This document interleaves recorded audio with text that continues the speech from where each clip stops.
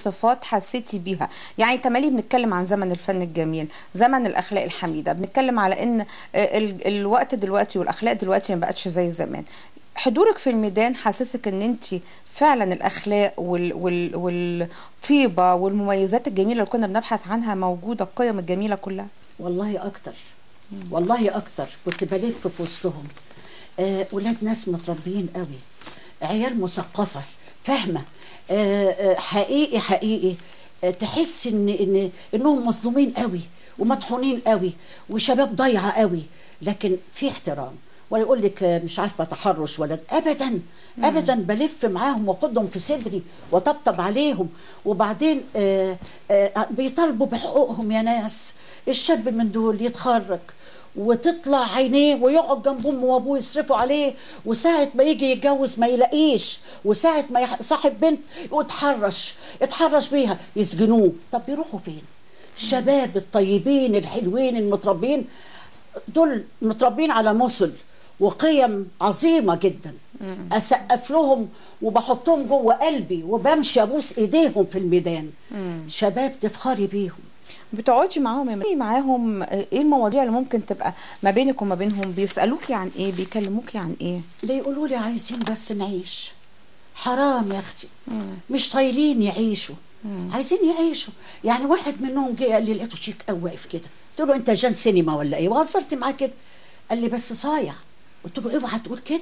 قال لي والله صايع، انا متخرج سن 30 سنه، لسه ابويا وامي برضو بيدوني قرش امشي اخرج اكل.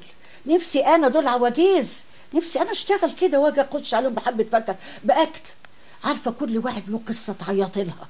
حرام، حرموهم من الشغل ومن الرحمه ومن الوظيفه. طب يعملوا ايه؟ يروحوا فين؟ غلابه. وبعدين ربنا سبحانه وتعالى عمل لنا منحه عظيمه جدا، قاموا الشباب. انت لما تجيبي كده كوبايه حطيها تحت الحنفيه وافتحي الميه، تفضل نازله نازله نازله، بتفيض، بتروح فين؟ بس احنا عايزين نتكلم في نقطه تانية يا مدام. وقت الحياه هتبقى حلوه قوي كده. زي ما انت اعتقد شايفه في ميدان التحرير ممكن فعلا يقسموا العيش مع بعض، ممكن عملوا كده. الاقي اللي جايب لي كوبايه الميه واللي جايب لي لقمه واللي جايب لي كلهم يا ماما. ما فيش حد جايب اكل ويقعد ياكله كده، كله بياكل، كله بيطبطب، كله بيدي التاني. فرحت بيهم قوي. الروح الحلوه سادت مره تانية. يا سلام. المقاومه الشعبيه الله يسترها معاكم. حمونا.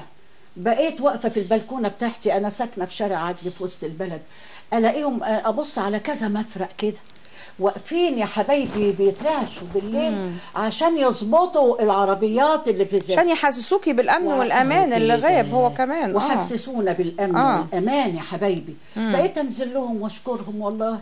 يقولوا لا دي بلدنا. ايوه بلدنا، والمصري حلوه قوي.